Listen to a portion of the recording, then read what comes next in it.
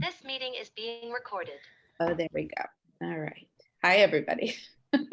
So welcome. This is our Capturing the Water in Watercolor Zoom workshop. And hi, Sarah. People will be joining, I'm sure, as we go, because we just started. And this is part of what I do for Eat, Paint, Live. So I kind of have my studio persona where I do more of my studio work.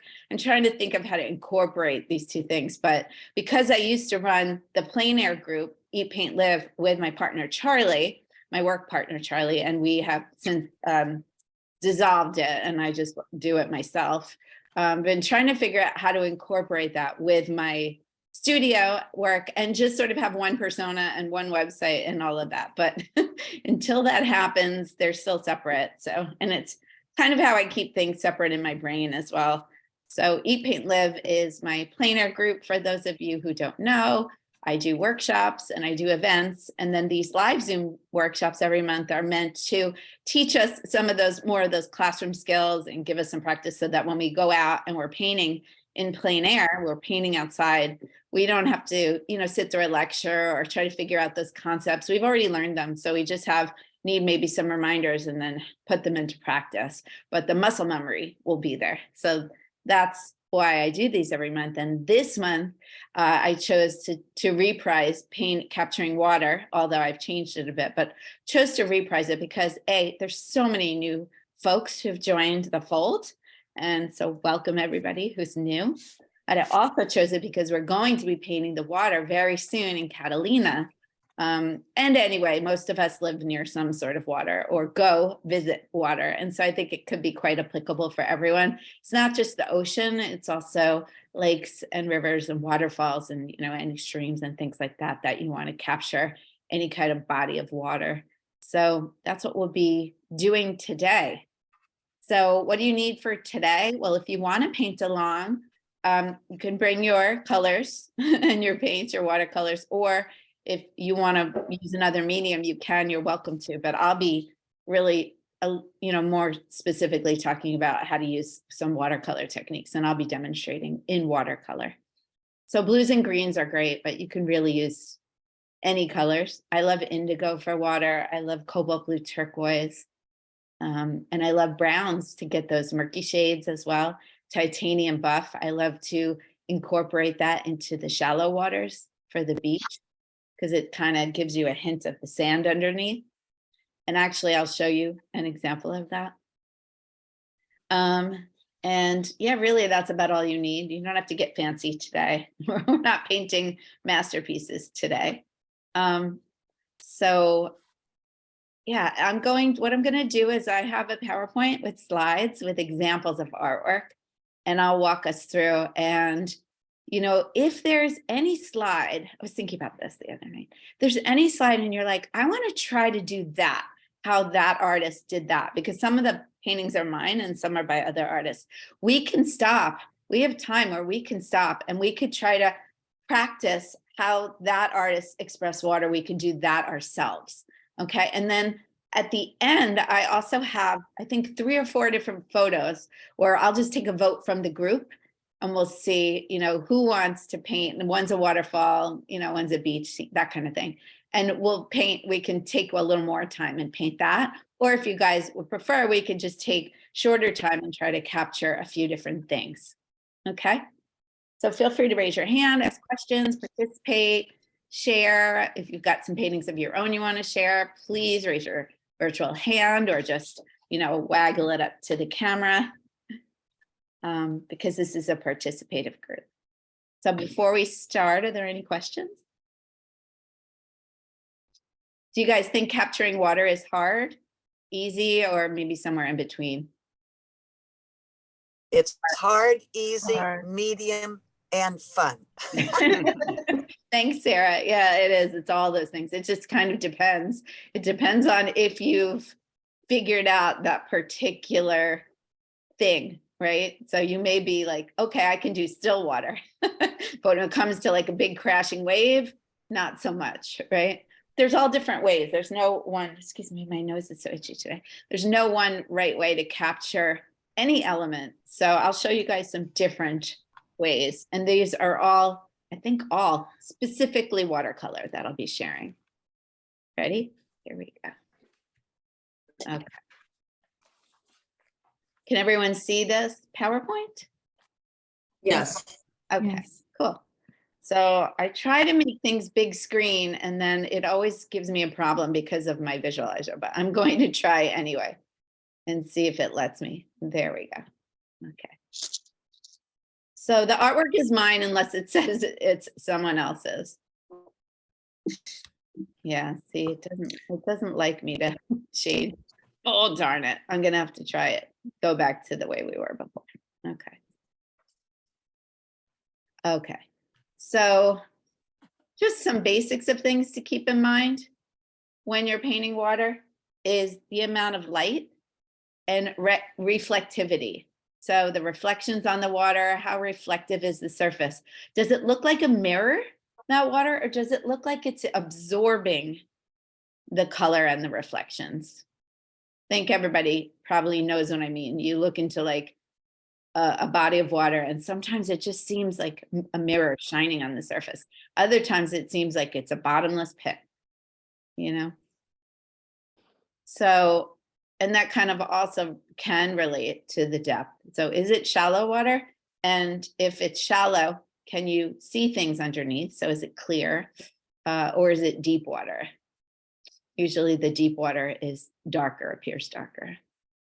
Motion, I think that's probably one of the hardest things to capture is the motion in the water or the lack thereof. Is it still water? So in this picture here on the side, what you've got is you've got still water kind of in the background of the ocean, but by the rocks, there's some things happening, right? There's white surf, there's some white caps on the foreground waves, and there's some choppy water being hinted at. And then you have the color and how transparent that water is. So, you know, do you want it to look really light and reflective and warm? What color will you use? Or do you want it to appear maybe deeper and darker and more mysterious or colder water?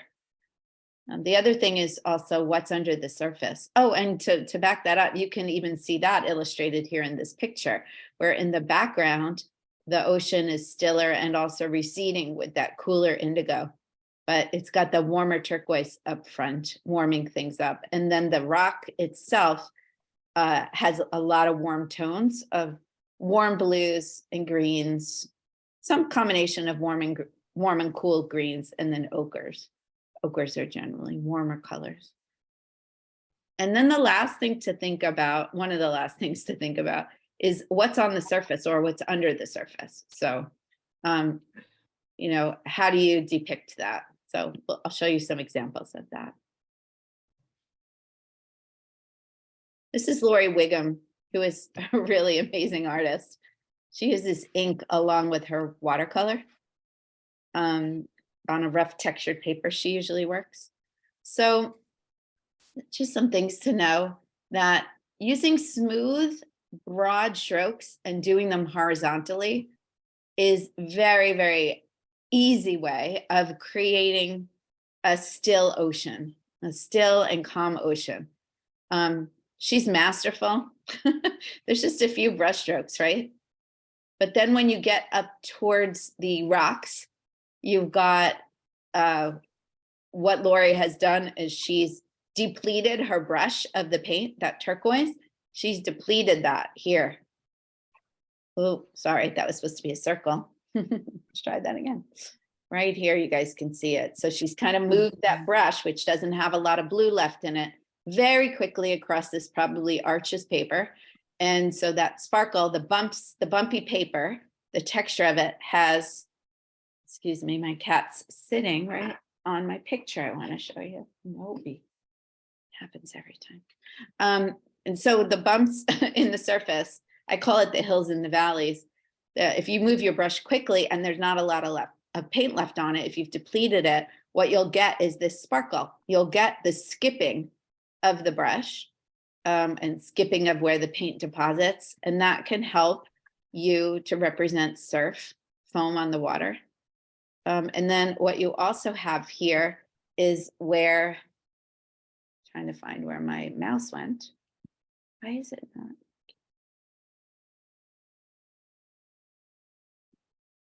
Sorry, you guys. I need to find why my mouse isn't working.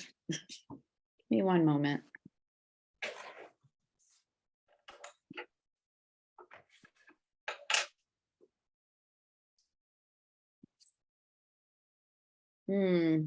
My screen's frozen.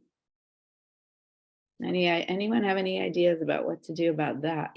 If you clicked on annotate so that you could draw that circle, click on it again and turn it Yeah, it off. won't let me That though, would because be- my mouse seems to be Oh, lost. that's right. You don't, oh, Never had that happen before, ever. Oh, there we go. Thank you. It just lost my mouse, like it just disappeared. Okay, thank you. Let's get rid of that, Anna.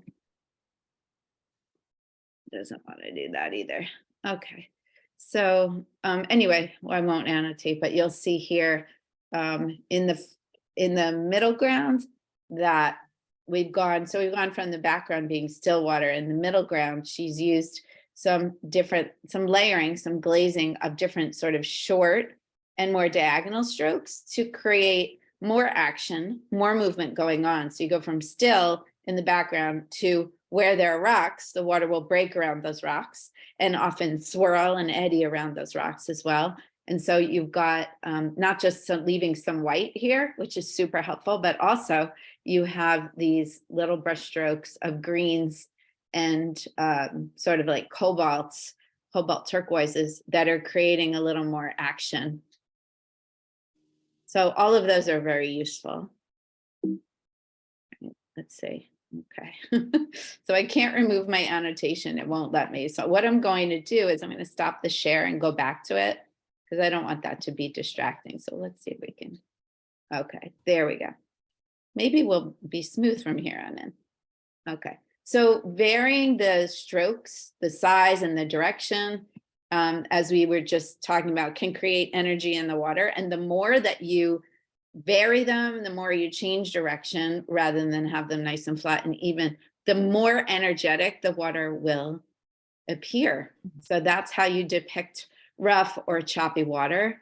And these are both mine. One is a painting I did of Palos Verdes Peninsula, the cliffs. And then another one is up in Santa Barbara, was just an ink sketch that I added watercolor to after I did the ink.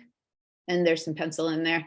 But you can see I'm like even just squiggling my brush in some areas to get that action. And yet I'm also leaving white. So the white can represent the waves. And if you remember to leave the white, you don't have to add it later.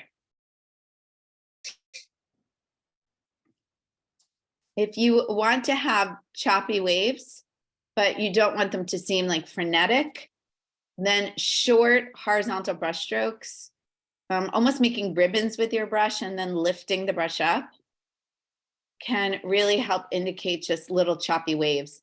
And I just love Phil Fisher, and I love the way he does his skies. Are you guys familiar with Phil Fisher? Here's somebody you really want to get to know. I mean, look at this, he's gone out in plein air and he's just like used all of his brush strokes. He's using all his strokes. You don't see a lot of washes here, right?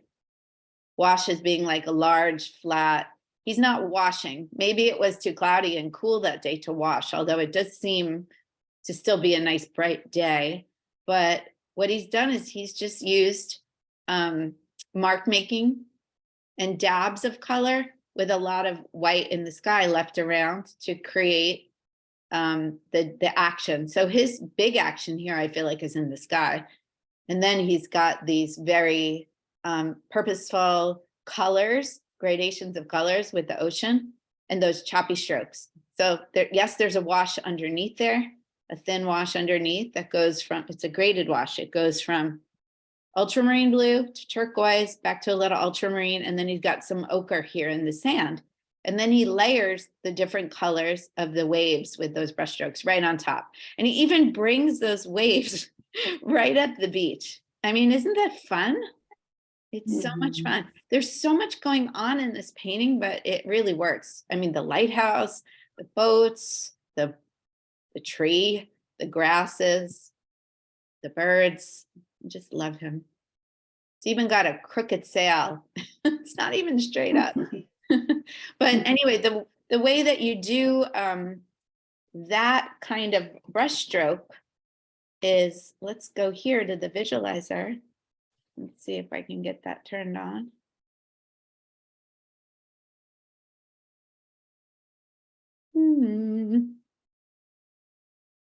Why is my computer misbehaving today? You guys know when I flip back and forth between applications, sometimes it doesn't like me. So let's try again. Here we go. Sometimes it just takes a second. Okay, so you take a brush, you can use any brush, but my favorite brush to do this with is to use a filbert, like a pointed filbert. There we go. So if you take that, and I'm just going to use any color. There's so many different strokes you can make with the filbert, with the pointed filbert or any brush, but those little ribbons are made just by twisting the brush stroke. So you're laying the brush down and then twisting it up again. And you can do it the other way too. You can make it go this way. I'm not as adept at it, so I probably, honestly, would turn the paper upside down. So if I turn the paper upside down, I can get that brush stroke going the other direction without much effort at all. And then try mixing another color into that first color.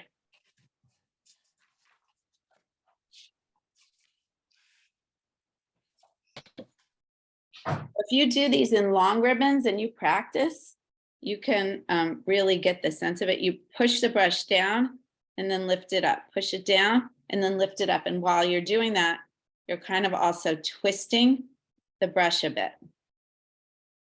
Sometimes when we were not just in the plein air, but also in the studio, but especially in plein air, when we are out and about, we are so focused on capturing the scene that we just forget that we have techniques available to us, such as brush strokes. So my brush strokes started getting fatter because I wasn't really thinking about waves. Go back to waves and keep them nice and thin. You can also change brushes. So I've got a flat brush. A flat brush does this job very nicely. I'm going to add another color. So I'm channeling my inner Phil. So you can do that with this brush too. Look at that nice little wave that you can get, little choppy wave. And so rather than going in lines, because that doesn't look real, you would layer them, right? So here you're starting to get the feel of this choppy water. And then you can just sort of almost be working with two colors in your palette at once. So you're getting a bit of indigo on one side and a bit of that cobalt blue turquoise on the other side. If you mix another color into it, that's French ultramarine in there. But this is a great way to indicate waves on the water. So we haven't gotten to still water yet, but you can also imagine using this brush as well to create just some still water lines, right? So here I'm just using the flat part without any twisting. Already got a picture going, and I want to show you. Is it okay if I stop sharing that one?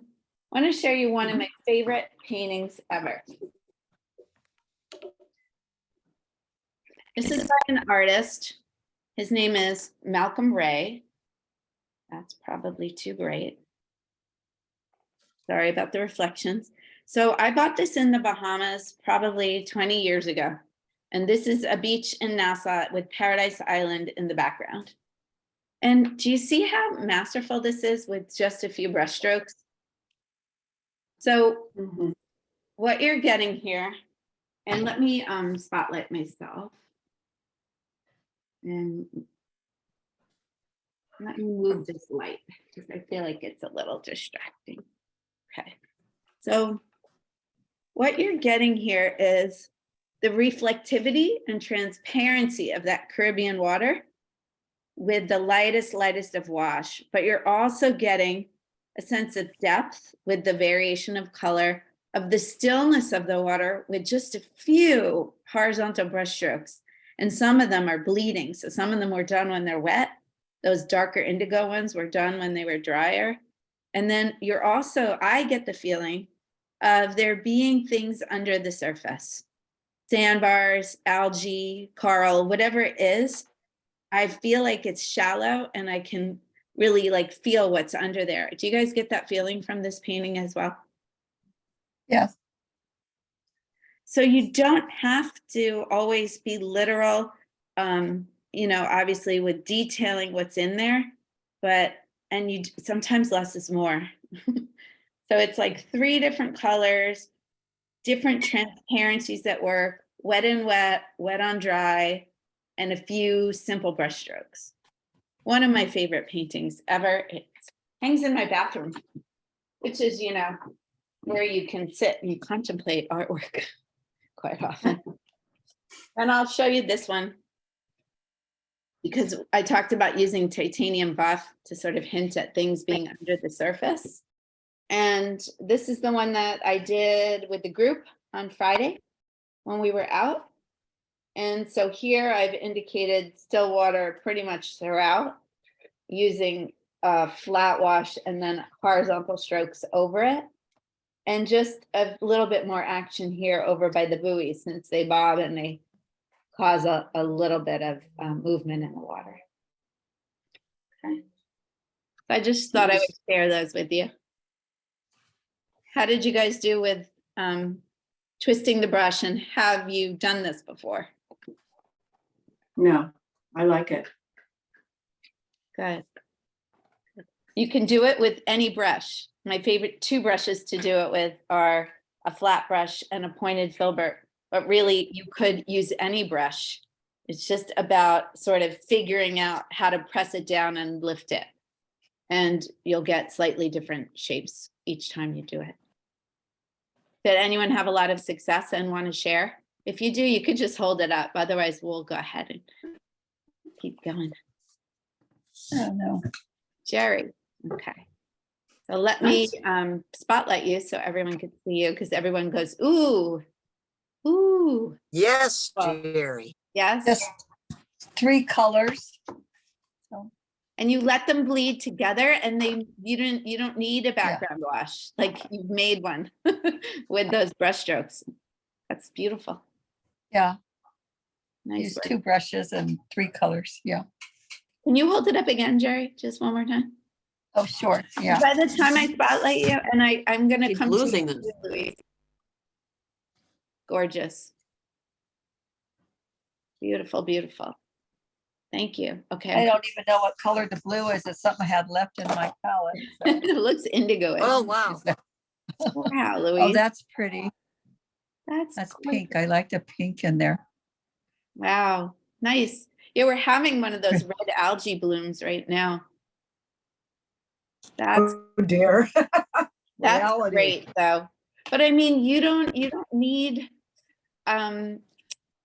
you can indicate what's under the surface, but you also don't need to use, you ask a kid what color, you know, the sky is and why they use green in their painting, and they just shrug. They don't feel the need to explain to justify.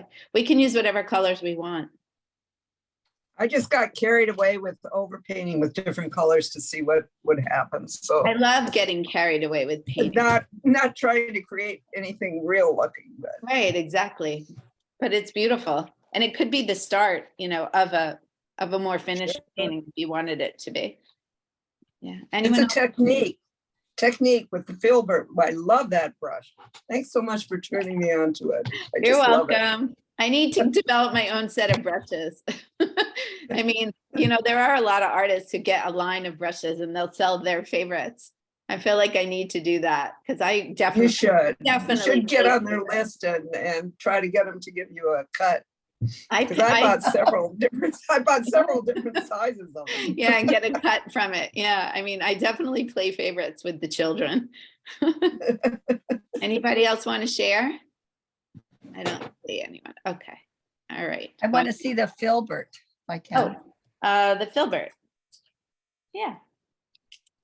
There it is. The one I use is it's called Princeton's Oval Wash, That one.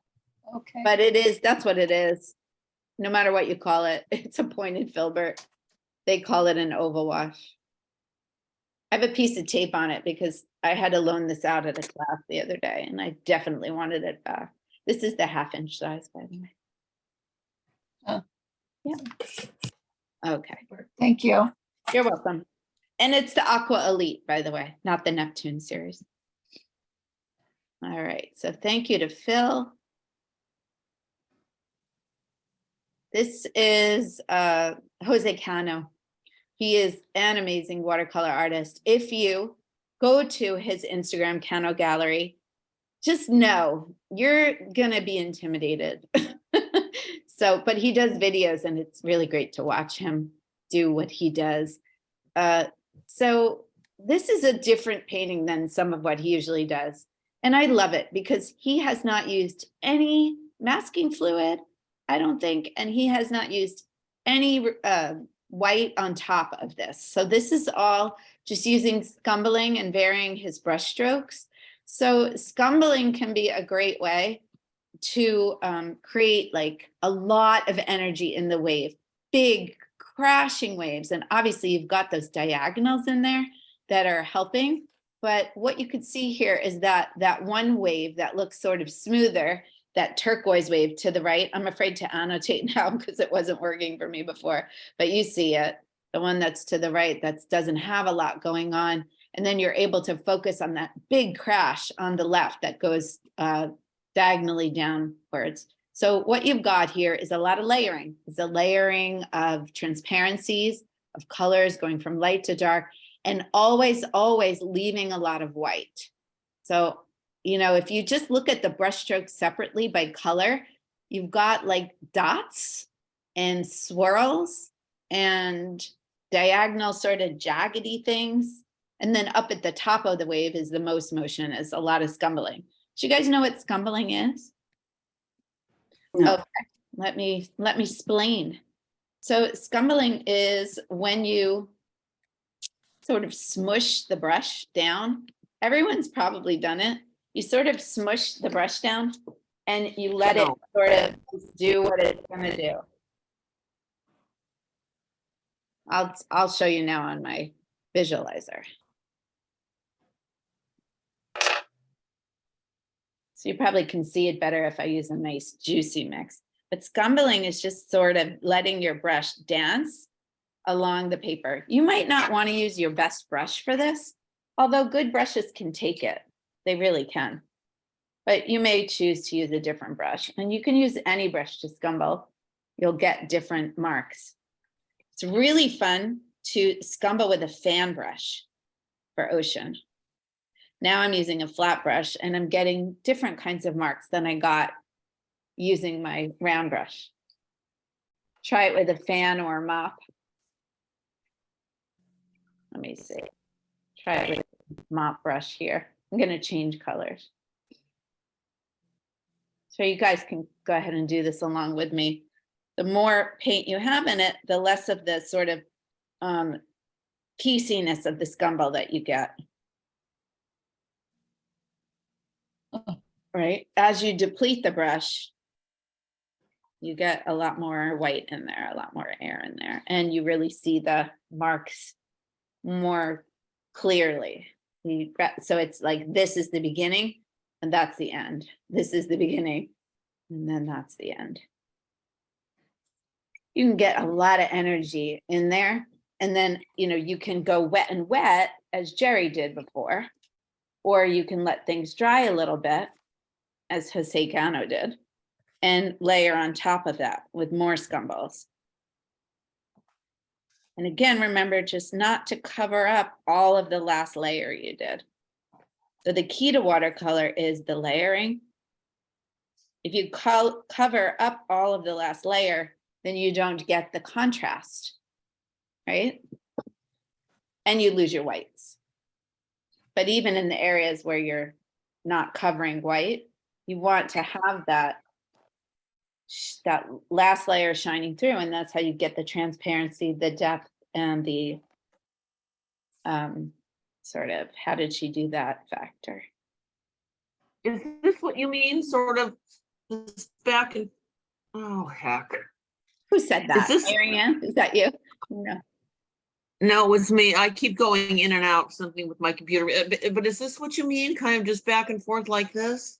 Who's me, Valley? Valley, I'm Oh, yeah, sorry. sorry, that's okay. No, that's okay. Show us a little higher. But smush the brush, like really you have to like push it in almost to the paper. You've got the motion right, but Okay, so I'm okay, gonna go push it. side by side with you and I'll show you side by side. So you're like really letting the bristles smush down there and make those marks while you're moving the brush around. So just a little more smushing. That's scumbling. Yep. Yep. It's an Thank you. interesting, you're welcome. It's an interesting technique, is it not? Because it seems like Yeah. counterintuitive, but I don't want to do that to my brushes. And it's hard to control the result.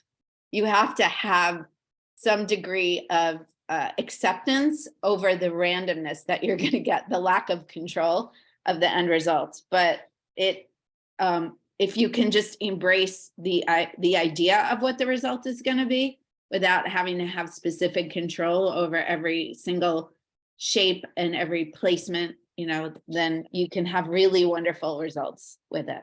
Thank you. You're welcome. I can see you guys all painting, painting, painting. Anybody feel like sharing?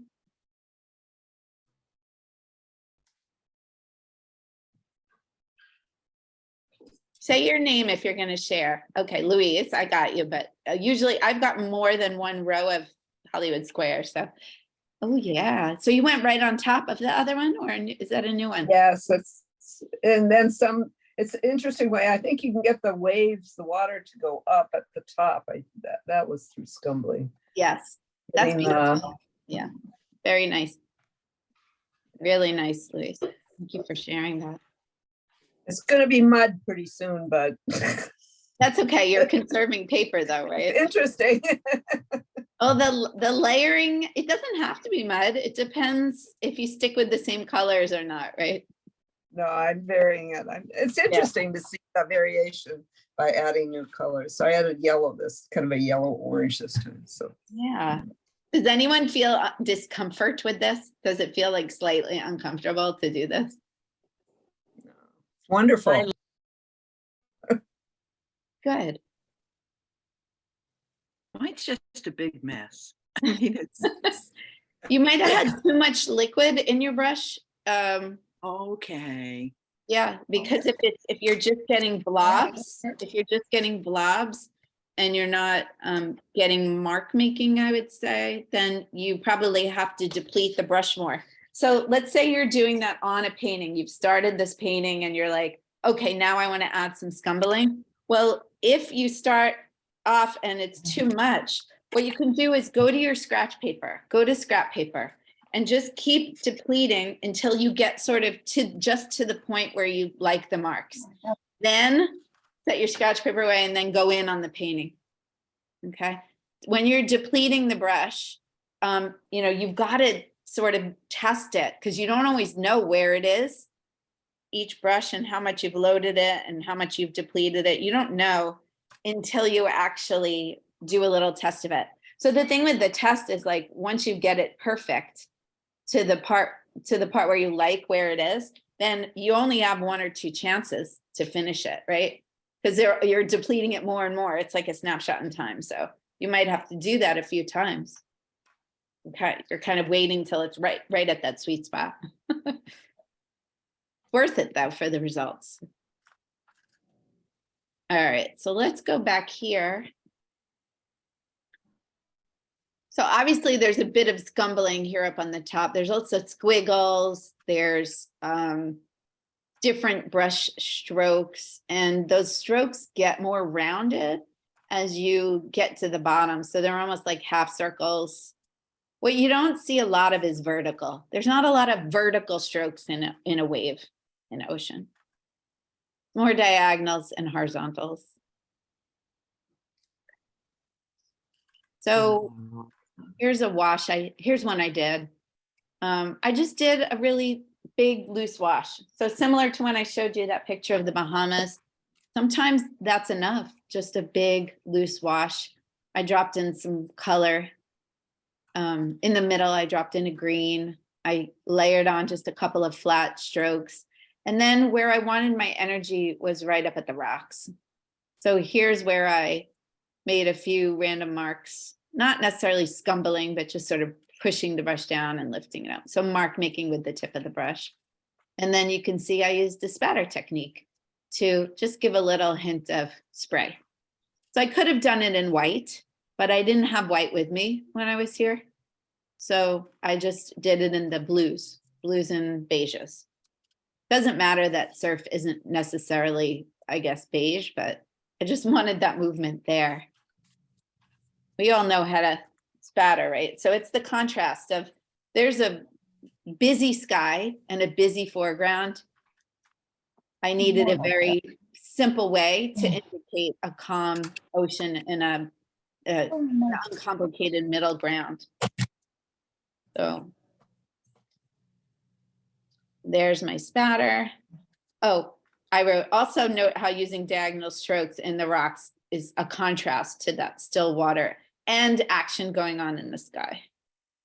So varying the direction of your brush strokes, not spatter for spatter's sake. So when I did the spatter, I had to cover up most of the sky. I think I missed a few bits of it, but I didn't want it going up in the clouds or anything like that. I just wanted it right up against the rocks. So in that case, I probably laid a piece of paper right across the parts I didn't want to get spattered. It's a filbert.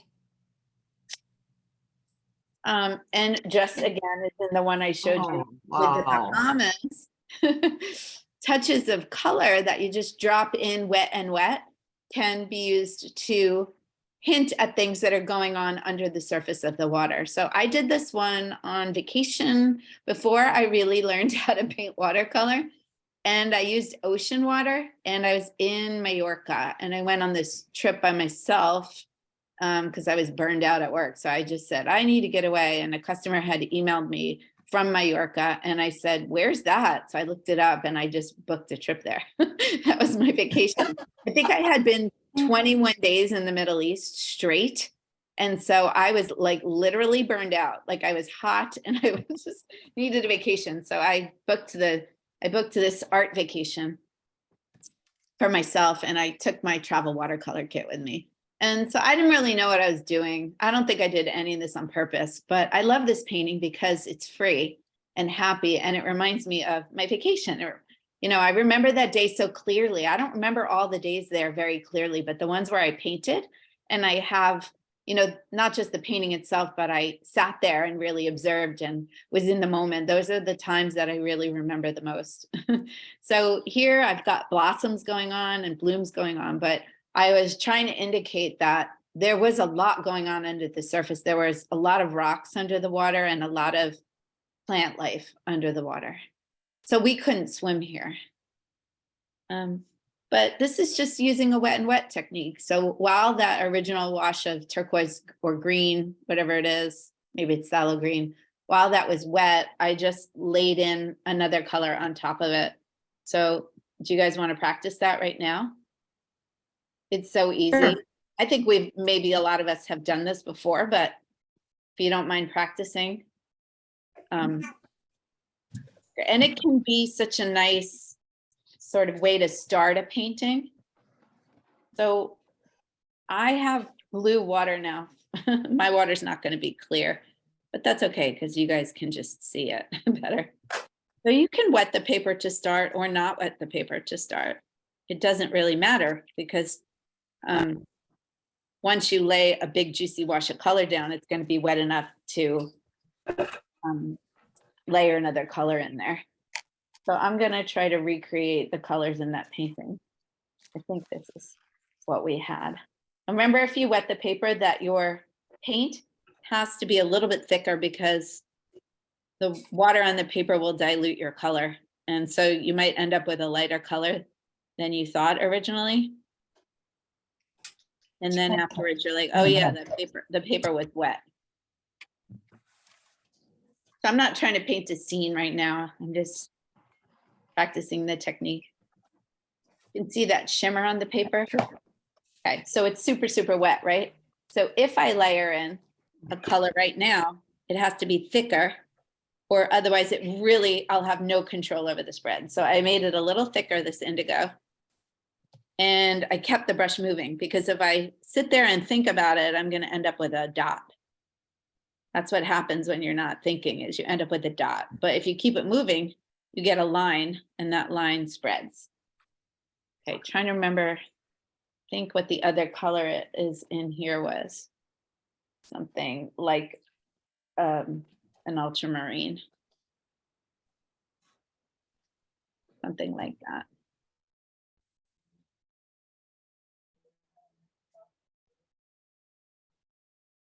So as the paper dries, you'll get less spread. Here I put it where it was going from wet down onto dry paper. That's kind of interesting. You can kind of indicate some surf down here if you want to. Remember our squiggly lines, and I could try some spatter, but it will just fully spread right now. In fact, I'll show you. If you spatter right now, you will not really have much remnant of spatter. Maybe you'll have a tiny, tiny bit because it just is too wet and things will just incorporate. But if I wanted to spatter, say down here, I can get some down here because it's dry. Or you could just wait a little bit. Things are pretty wet right now, aren't they? So if you want to do more, you have to wait. Here's the beginning of a fun painting.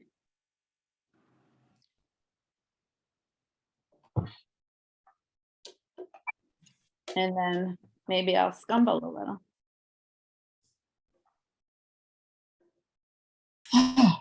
I've got some surf happening here at the bottom. It's not the same painting as before. It's a different painting.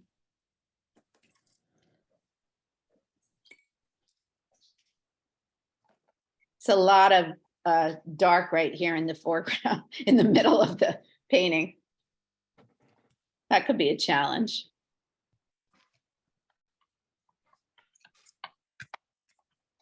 So if you add clear water or a more watery mixture in right now, does anyone know what will happen? It'll run. It will run, and then what do you get from that running? The bloom. Bloom, correct. You want to make some? Yes, Let's do it. So I take like blooms. clear water on your brush and just drop it right in there. Watch it go. Watch it spread. If you have alcohol, you can even enhance that bloom. Blooms work best on damp paper, so paper that's drying. When it's super, super wet, it doesn't blossom as much. So this is Arches paper, and you're not going to notice the bloom immediately. You're going to really notice it when it's drying. What's happening is the water is pushing the color away, and then you're going to have crispy edges on with a more whiter center. There it goes. Look at the granulation, by the way, on these colors. Yeah, it's pretty. Paper. So nice. I've been playing with the granulation medium lately too. It gives you granulation to colors that are non-granulating, like colors that are made with dyes, like alizarin crimson, and then it enhances granulation in colors that are already very granulating. So you can also get what's called run-ins. So I don't know if you guys can see what I'm doing. I just dropped water here and I'm letting it run down the paper. I'm holding the paper vertically, but that run-in is going to be, oops, horizontal, which is the sort of action that I would want in the paper. There we go. So When you do Anne, the I have- blooms, do you just touch the brush with the clear water onto the Yes, paper? Okay. yes. This is Chris Ladwig. I Hi, have Chris. a question about, hi. I have a question about how you use the granulating medium, which I have right here. Do Ah. you put it, do you mix it with the color on the brush at the same time before you use it on the paper? Yeah, you know what? I like to mix it in the palette. So I'll mix it with the color in the palette. Mhm. And there's a very good video. If you go to Winsor Newton, go to their website. They have a great video that details how to use it. Because the more water you use on it, the better. And the more bumpy your paper, the better also. Okay. Yes. You can just add it to the paper, but I don't feel like that's the best way to do it because I feel like it works out better when you mix the color with the medium because then the particles in suspension sort of mix in more even, you can incorporate them better. Yeah, that makes sense. So as things dry, now things are super, super wet on my paper. I see how bouncy that light is.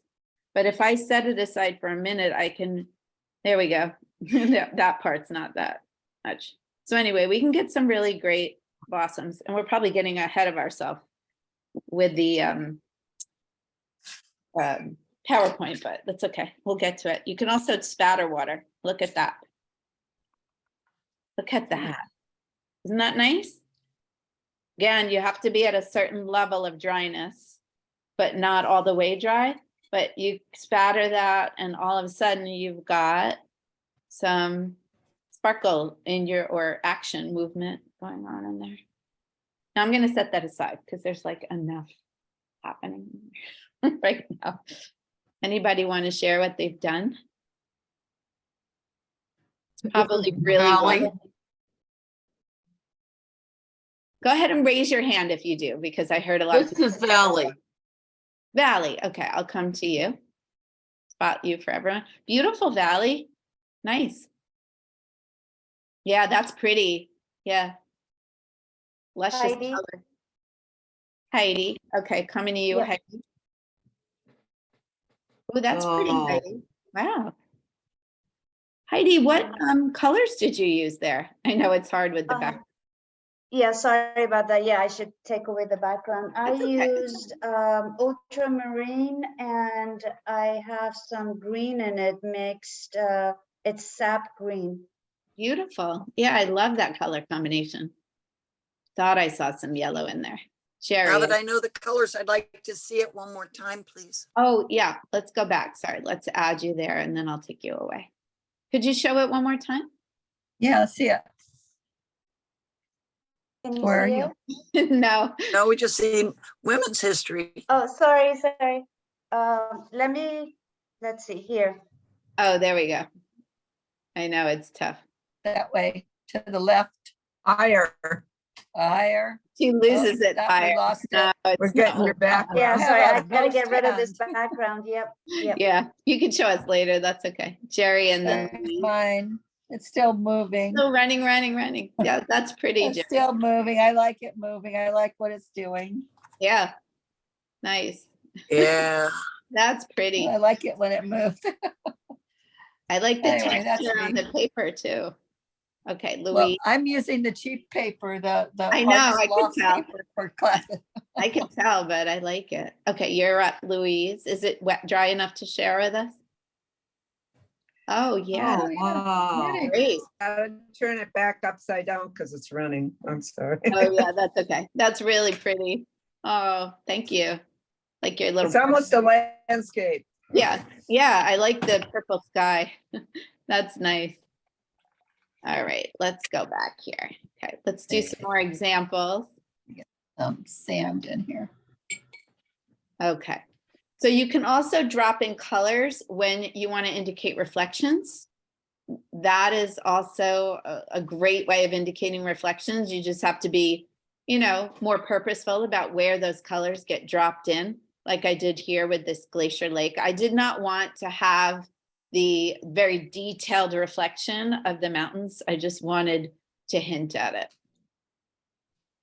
And then here's another one where, when it was still wet, I touched in the reflection of, thank you. This is Long Lake in Bishop. So I just sort of touched in those That's colors. beautiful. Thank Jeez. you. Nice colors. Viviva, thank Now, you. how did you get that, Anne? How do you get the reflections? So you have to have wet paper, and then you have to wait until Okay. it's at the right level of dryness. So you have to wait for it to go from wet to damp. And then what I do is I start right here at the base. So right where the water would be up at the shore, where that reflection would start. And I let the Okay. color spread downwards. And then when it's spread too much, I basically let it spread, and then I level my paper so it stops spreading. I don't level it the other direction because then it'll flow back. Like when you held yours up, I don't want it to flow back. Yeah. I want to see that. You can see the flow of the color. So it's a little tricky. You have to practice to where the paper is the right level of damp. So it's not wet, it's not dry, it's just the level where the color is going to spread just the way I want it to. And different colors spread at different rates. So that blue spreads super fast, and that green and ochre doesn't spread as fast. And the reason why is the blue is a dye, so it's lightweight, it doesn't have particles in it. The ochre and the greens have they're more earth tones, which are usually mineral pigment. Well, those are heavier because they've got ground up rocks in them, so they're a little heavier. So they don't spread as fast as a dye would spread, which is very lightweight. So all it is just practicing with your pigments and a little bit of knowledge. And then when you're practice being mindful of these things and going, okay, that blue spread faster. So I know I have to work more quickly and I have to level off the paper more quickly, than when I do the green and the ochre, for example. It's all about practicing and, doing it the first time, you might get lucky, but you want to recreate it, you have to sort of just be watching and thinking about what you do. Okay, some of you guys have done this with me before. This is scraped abstracts. So I basically took a credit card and scraped the pigment onto dry paper and then added water afterwards. But again, like letting those colors spread can be a very easy and impactful way to abstract, whether it's your sky or your ocean. In this case, it's glacial pools or geysers that I was trying to depict. What would you put first? The top layer of the cream colored, this part here where you're going up? What I did was on dry paper, I put like on a credit card, pure pigment of cobalt, orange, and sepia brown, and then some indigo scraped into it. You could see the indigo on the right. Okay. And then it's just, we've done that. I remember. Yeah, exactly. Taking clear water and sort of brushing it across the edges of these colors and then letting the water do its thing. We'll do that in another class again. We'll do it again. It's a fun one. Okay, this is my favorite artist, Tom Van Sant. He's got curly whiskers used here, and just thin strip of a flat wash to create that dark blue sea. Lots of horizontals. See how calming it is? And then where the action is, they're not horizontals. They're just little vertical, curly Q kind of lines. Okay, so very simple. Here's another of my, so good, right? Another of my favorite artists. This is Thomas Schaller. If you don't know him, look him up. Every single one of his paintings is like this, a masterpiece. He does deserts too. His colors are great. Very few colors, limited palette here. We've probably got 2 colors. Brown, it looks like an umber, and ultramarine or French ultramarine. And it's just the way they're layered with these sort of zigzaggy brush strokes. Probably used a flat brush to get those waves. So with these waves here, and I get the feeling it's like, I don't know about you, but when I look at this, the right side of the paper looks like where the ocean is, and the left side, it looks like the waves are coming up on the shore. Do you guys get that feeling? So, Yes. yeah, I just think it's masterful. There's also a lot of reflectivity. There's no white at all in the ocean, but there's a lot of very light, transparent washes. And then these washes are allowed to dry before you layer the color on top. So, and he's masterfully using these zigzags and letting the layers underneath show through each time. So he'll do a light wash, let it dry. A slightly darker wash, maybe change the color a little bit. Layer on top, but let some of the others show through. Let it dry. Darken up the color, do it again, let it dry. So that's how you can achieve these beautiful waves with reflectivity. Just using different tonal shades. You don't have to go crazy with the colors. It's just probably just 2 colors in this picture. And then I wrote, you could use the wash brush to add touches of white at the end. So if you needed it, and I think this arrow's in the wrong place, because I think where he maybe used some white gouache at the end is really up right here, if at all. Because these other ones don't appear to be white to me.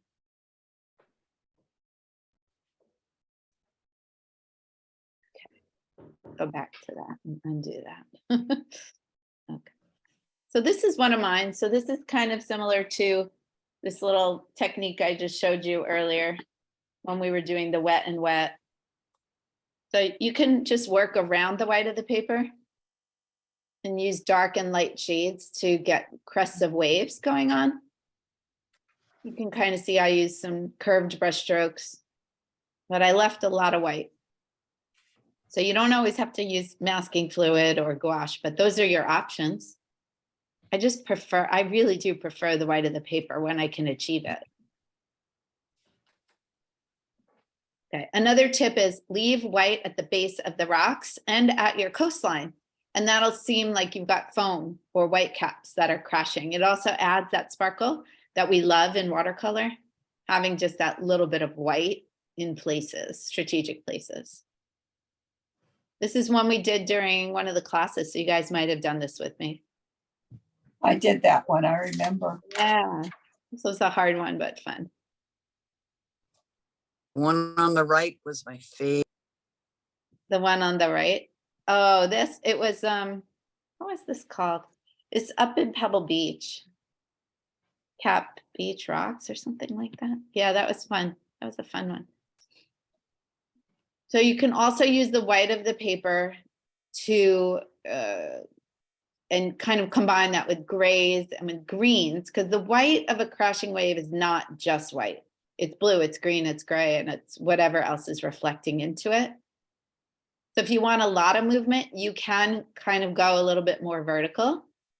And then to ground and have lesser movement, you would want to have some more flatter strokes. So you can see those flat strokes at the base of the rocks here.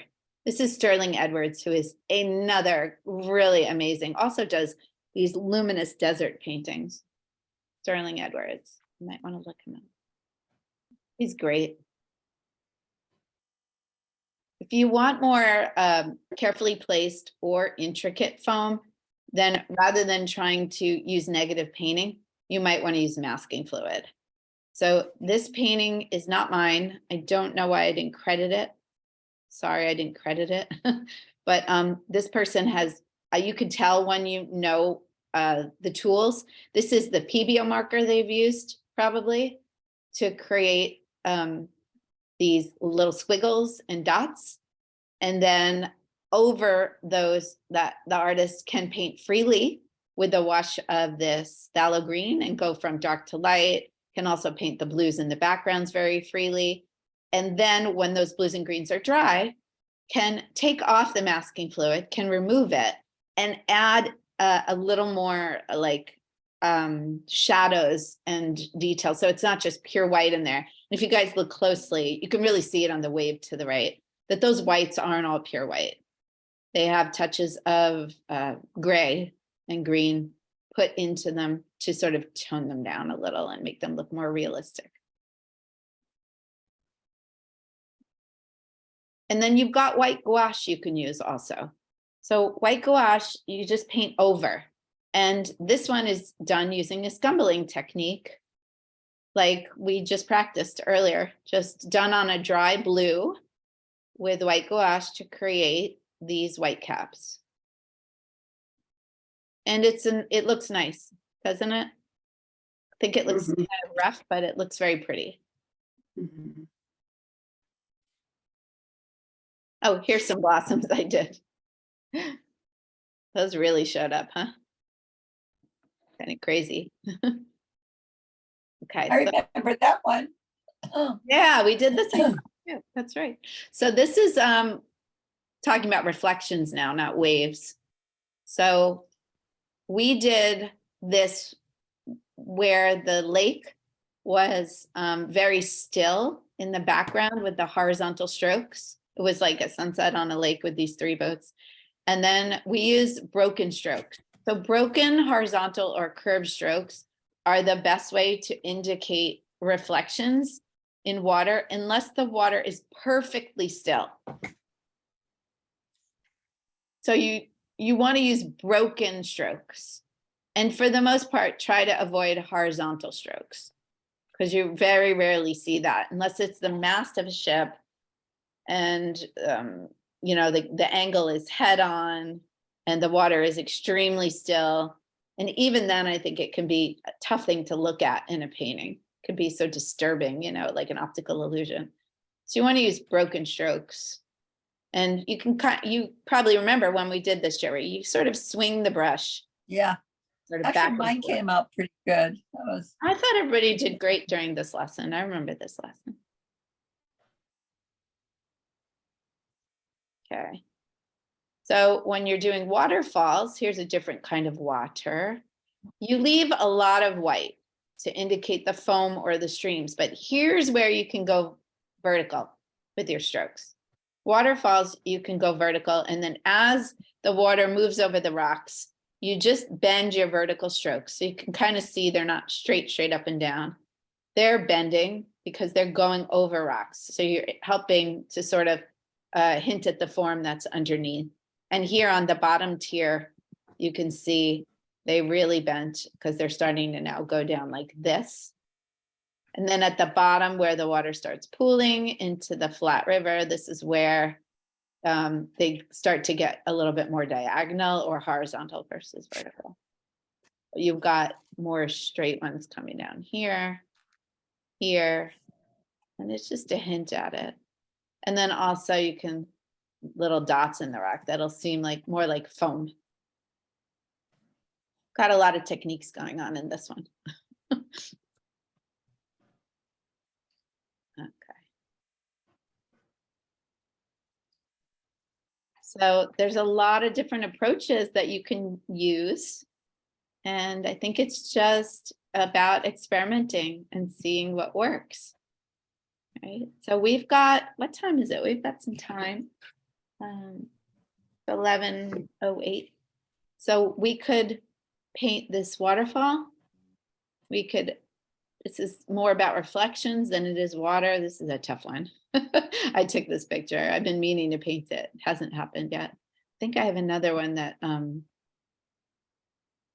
where we could go back to any number of, oops, sorry, trying to exit out of this. Maybe I'll just do it. Can you guys see me again? Yes. Am I full screen? Yes. Okay. So I'm trying to find the one I just had. I just had an ocean picture. We did a Catalina picture last time. So I don't think we want to do that again, do we? What would you guys like to paint? A beach scene or? Each scene. Okay, let me find one. Like, My computer is slow. Anybody have any questions? Oh, here's a good one.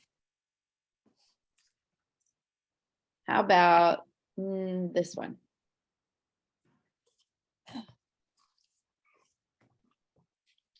You guys like this one? Yes. Beautiful. Okay. Well, why don't we do this one then? So this is Laguna. Okay. You might want to take a photo of it. You know, grab a screen capture because or I can leave it up there or I can show you my painting. So I can't do both, unfortunately. I can't show you what I'm doing and leave this up there. So you guys tell me which you would prefer. You guys just want to look at this and I'll show you mine at the end. I would rather watch you. Me That's too. I would rather watch you. I Okay, think I'd rather watch too. Me too. okay, great. Well, then what you guys want to do is just grab a screen capture of it. And I don't know how to do that, so. I'll let's give see. everybody a chance to grab it. And that way, if you want to paint it later or you want to do both, you want to watch. If you're on any kind of Mac, if you press the FN, the Command, and Mhm. 3 at the same time, I'm on an iPad. screen capture. Say it again. FN, Command 3. And The FN, press that. The N, press the Command, and 3. okay. Thank you. There's the So that command. does a full screen capture? Yeah. I'm Oh, I not that see. great at watercolor, but I'm pretty good at computers. You are, Mary. You're awesome at the computer. So let me go ahead and stop that share then. Everybody got that picture that wanted it? Yes. Okay. Oh. Did someone say no? I'll put it in the chat if you like. Why don't I put it in the chat anyway? See. Fix that. Come on. It's my honor here.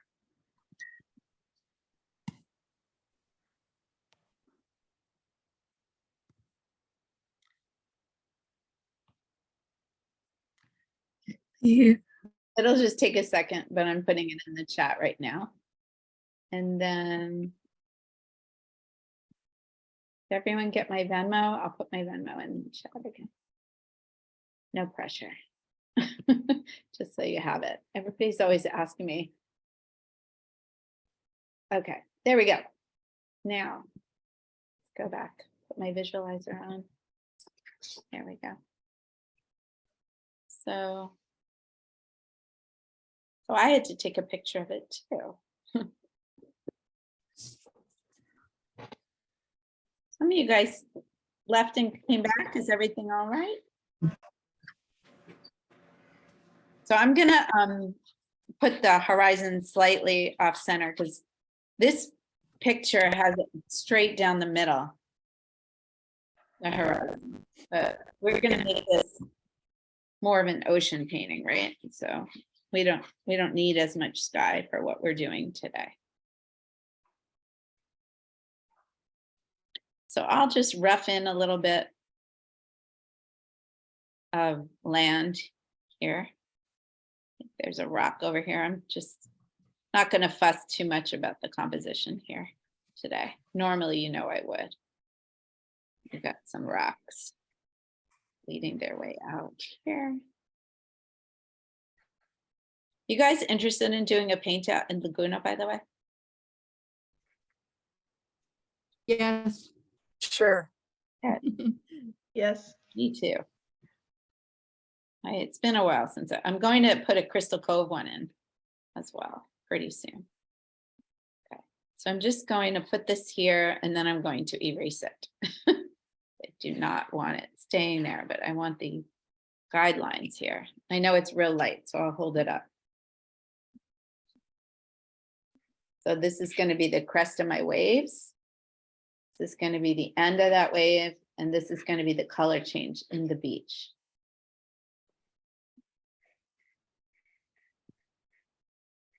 Now I'm going to mostly erase those. I really don't want them showing through too much. Same thing with this. Usually I have a gum eraser that does that job.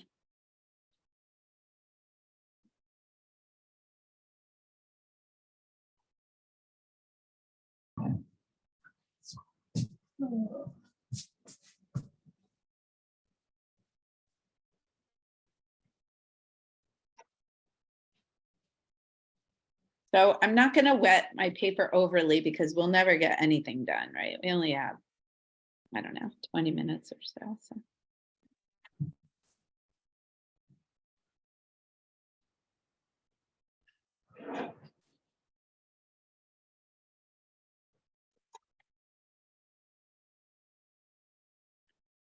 What When you're color paint are you using? So what I did was I mixed some ultramarine blue with some indigo, French ultramarine blue with some indigo.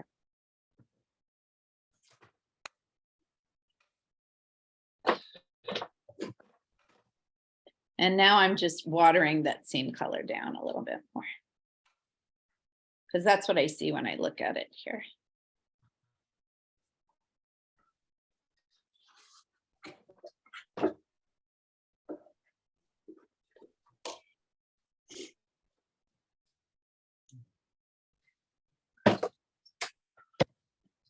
And I'm just leaving a little bit of white, as we talked about, at the base of the rocks here.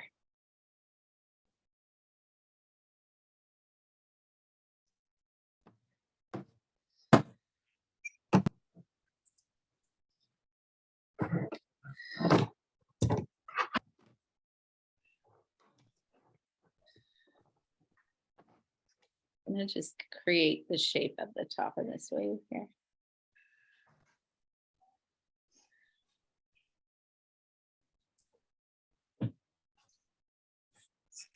Moving fast enough so that things don't dry too much here on this paper. Okay, now over here I can see that we've got some different colors mixed in here.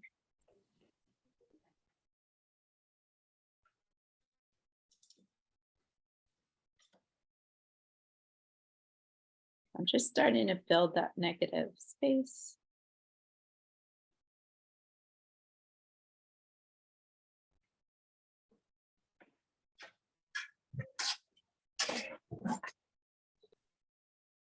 Now I'm going to start to bring in this titanium buff. Titanium buff, for those of you guys who are curious. It does skew a little green, so that works out well for our purposes.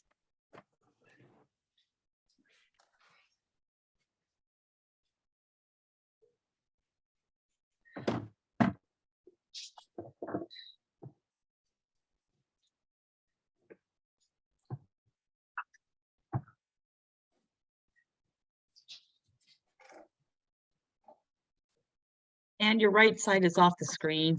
Would you It move is. over to- Oh, thank you. Doesn't look it to me. Huh. Is it okay now? Is it all right now? Yes. Let me see if I can also fix that. There we go. Just because I've got my paper angled doesn't mean you need to look at it crooked.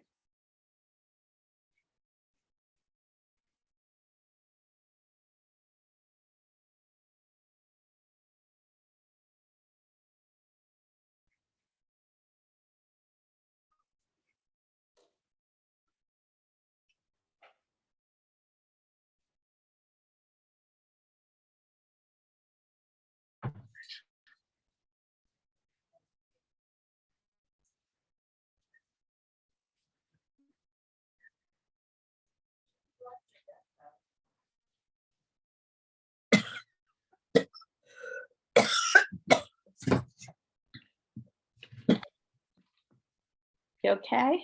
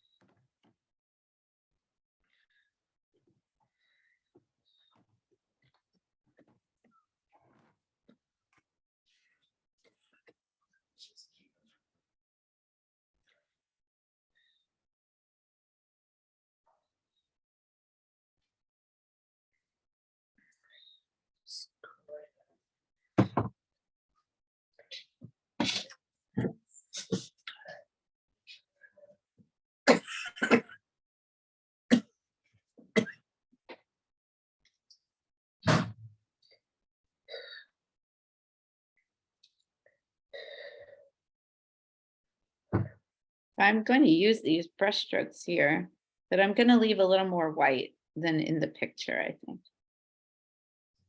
And here I'm going to drop in some color at the base of these waves here, because I want to get that darkness in there.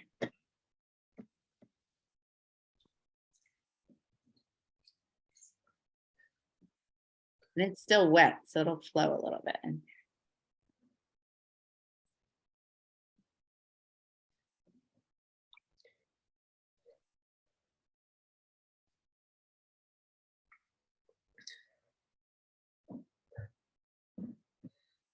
Up here at the top, you can always darken it a bit, if that's what you see.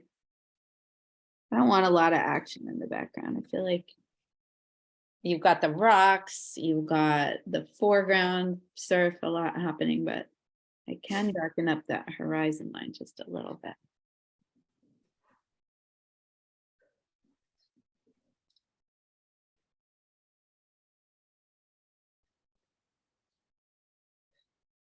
That's an artistic choice. Maybe you want to do it differently.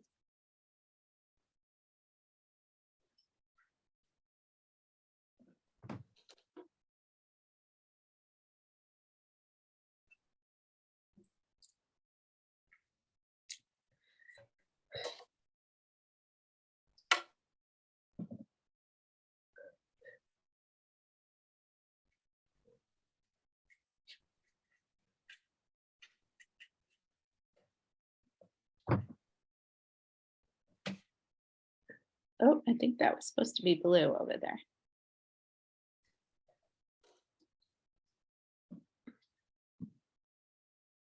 Not following what's going on. Painting. We'll fix that.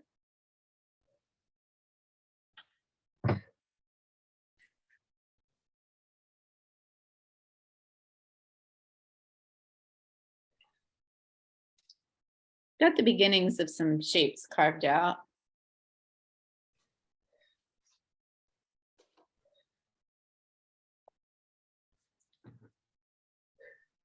And that was just, what was that?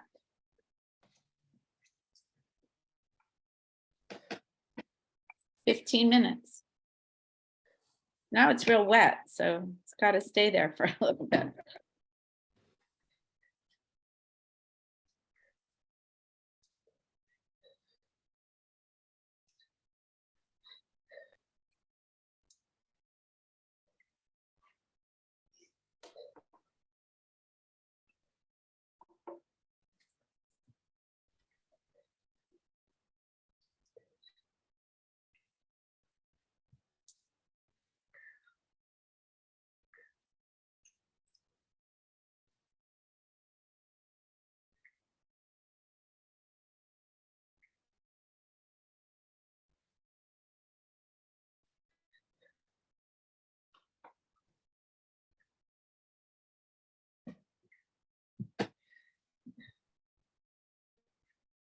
And it's still hard to see some parts of your, maybe I just need to change where my, I got it right in the center of the visualizer. Is everyone else having trouble?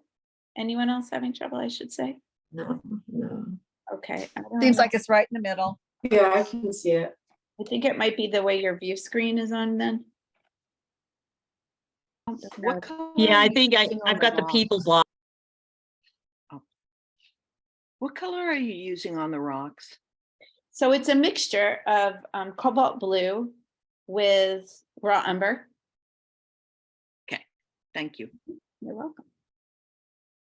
I want to have a little bit more light on there than what's really there.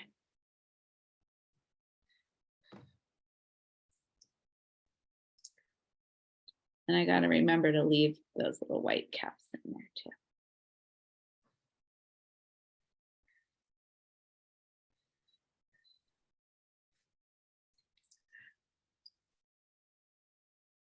Now I'm going to throw you all off and put some green on the top.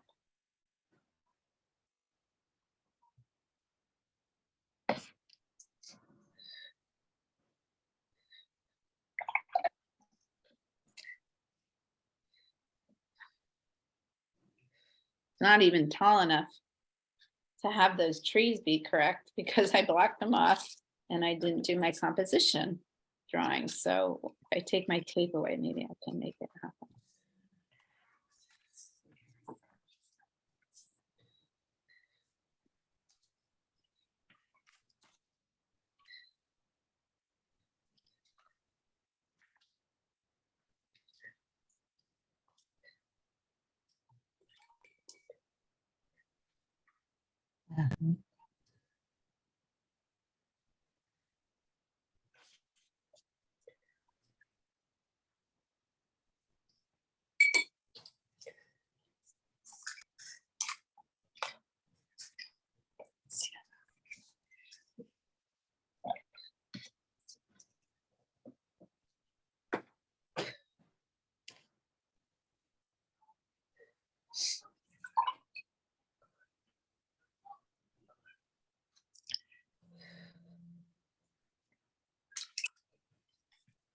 I rarely use a real black. I'm just using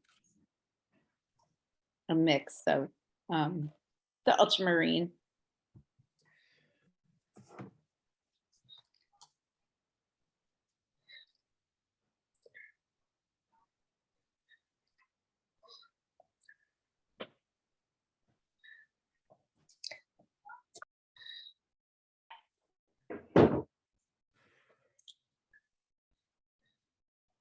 There's even more rocks out here.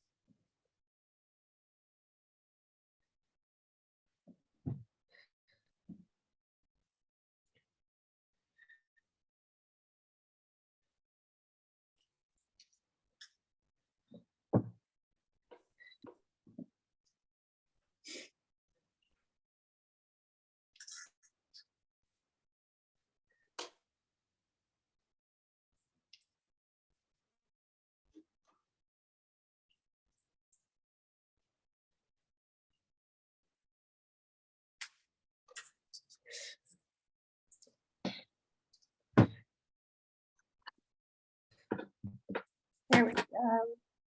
Kind of lose some of the depth of it with that light on. I might have to take it off later to show you, but it certainly helps me know what I'm doing here.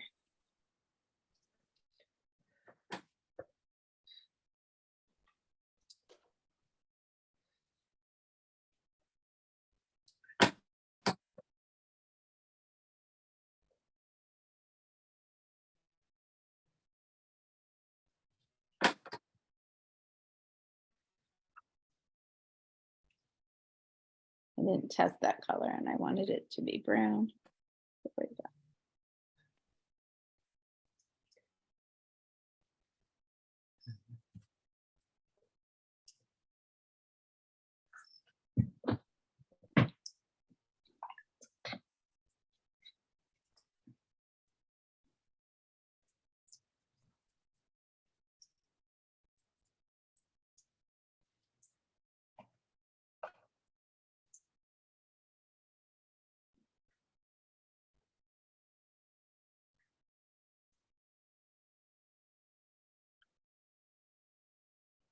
But near the end,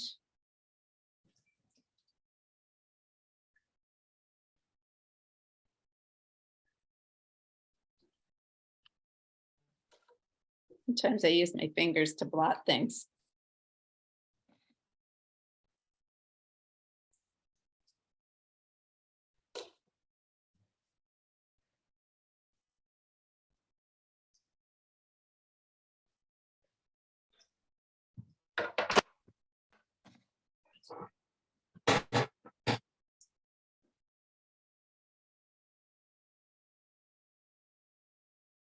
really too wet to do a whole lot more with right now.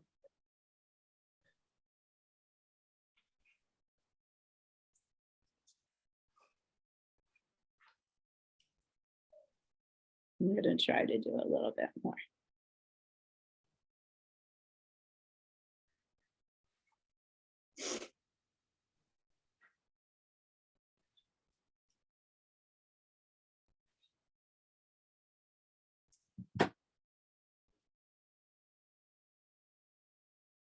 I think it's probably time to stop for right now.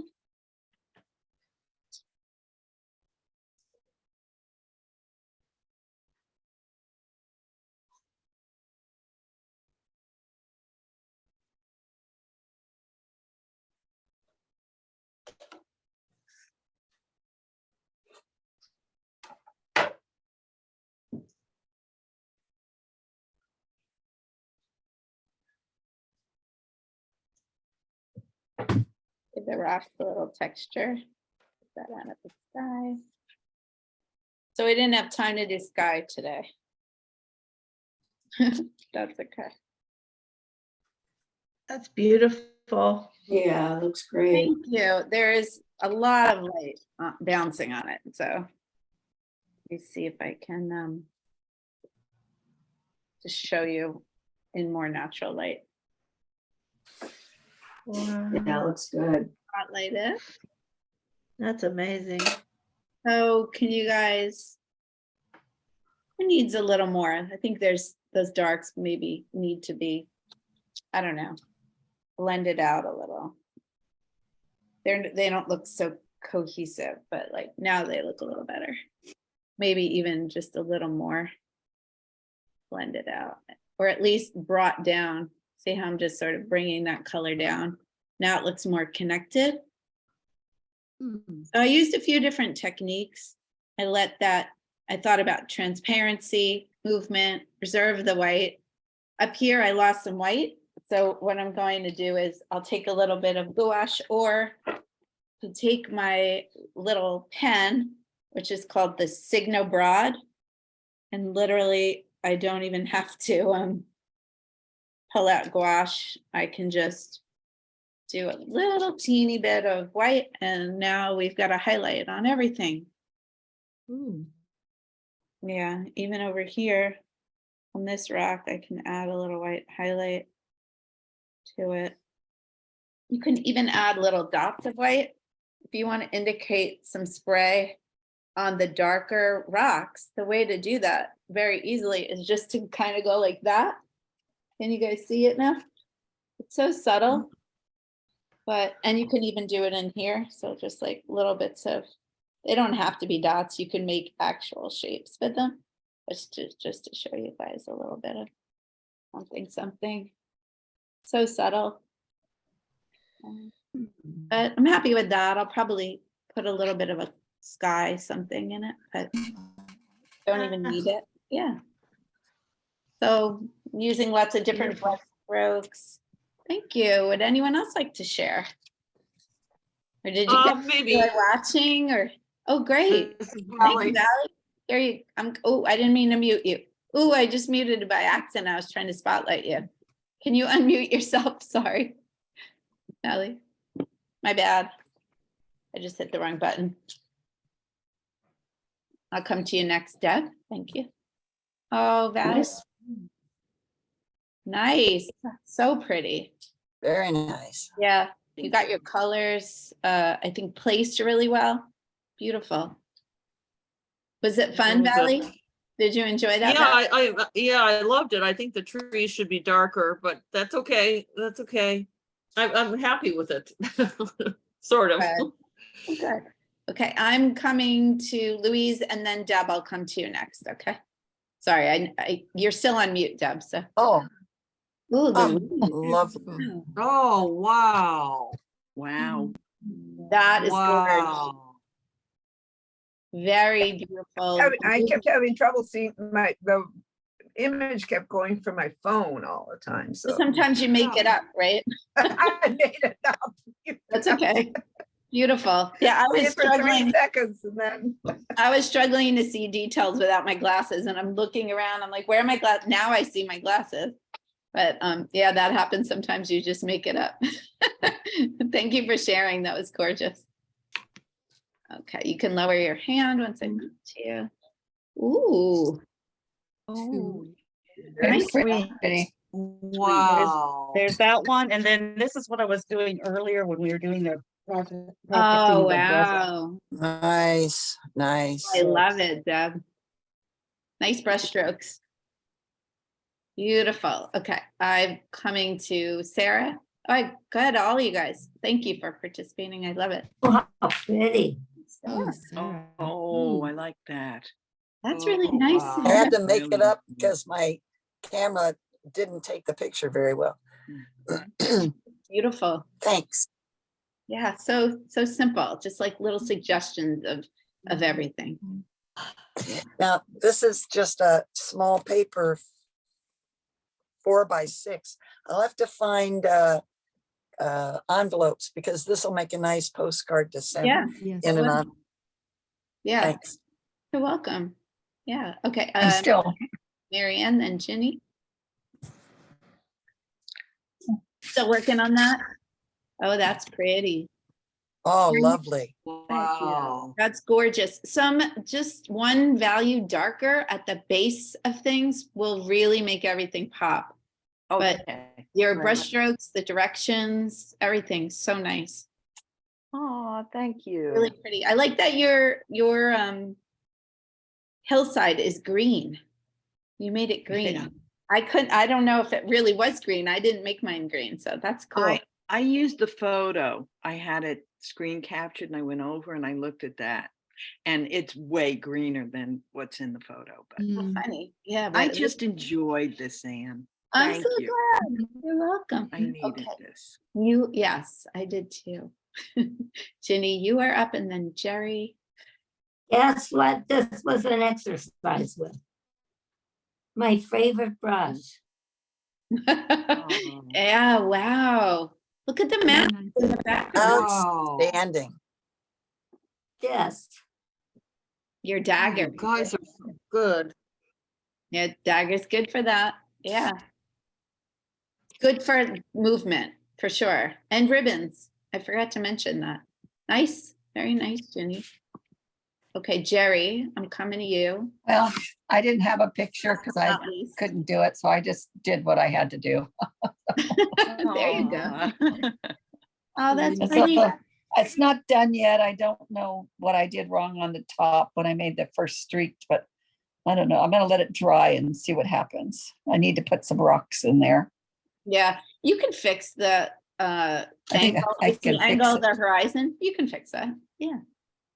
I will. Yeah. I thought we were just goofing around, so I was just goofing around, but I guess we weren't. Off to a good start. We're always goofing. Chris, did you I want know. to share, or anybody? No? Yeah. Are you talking about Chris Ladwig? You, yes, you. Okay, We I always don't know if there's more than one. Oh. Oh, that's wow. pretty. Oh, That's very That's pretty. Chris. You really went for it with those waves. Wow. Nice color Wow. too. Nice. Did you Beautiful use your blue. crayons or Wow, I watercolor? love Chris? them. Just watercolor. Okay, that looks really pretty. Oh, Pretty, that pretty. is. Yeah, I love those little thick dabs. I feel like they're so brave. They're so beautiful. I Thank you. love the colors in your room. Yeah, yeah, they're happy, aren't they? I'm sorry, tapping a little note in there. Oh, anyone else want to share? Heidi. Thank you, Heidi. Here we go. You got your background off. Okay. Hold it a little back towards your face. Yeah, there's an art to this. And then hold it a little higher. Higher up. Oh, lovely. Oh, very Oh, nice, that's Heidi. nice. Very Yeah, gentle. very Yeah, that's pretty. gentle, but then there's definitely, you got the motion, the wind in the trees. It's pretty. Yeah, moving. Ooh, nice tree. Thank you. Nice. That was fun, huh? Yeah, that was really good. Yeah. It was great. Thank everyone. you. You're so welcome. I have to go to my regular job now and I don't want to go. I just want to sit. Oh, Oh, I forgot to send you that chair. I forgot to Oh, send you a picture. That's of okay. The chair. boss is out today, so he won't Okay. see it. So Um, anyway, And can you email us your Venmo or your Zelle? I will. didn't get it from the chat. Thank you. Yes, I absolutely will. Well, my Zelle is just my name. So Oh, okay. yeah, it's Anne Kupillas. You'll find me there. But yes, what I'll do is tonight, I have to go to work. Tonight, what I'll do is I will upload this video to YouTube. And because there are a lot of people who couldn't make it, and then maybe you'll want to watch it again, who knows? And then in that email, I'll have the link for the YouTube video, and there's tons of other videos on the Eat, Paint, Live channel. So the channel has all of our past videos are recorded: composition, value, negative painting, how to draw distant figures. Gosh, there's so many. I don't even remember how many there are. There are quite a few. So you can find all of those. They're public videos. And if you're on the channel, they're sort of all together on the channel. So could be an inspiration if it rains again next week, give you something to do. And then I'll put my tip links on there as well. So really appreciate it. Thank Yeah, you. thank It was you, a great everyone. class. Anne. Thank you. Thank you so much. You're welcome. Thank you. Thank you so much. You're welcome. Thank you. Thanks, Anne. I Thank loved it. you. I'm glad. Hi, everyone. Good night. Have a good day. You too, Valley. Take care. Bye, Chris. Bye.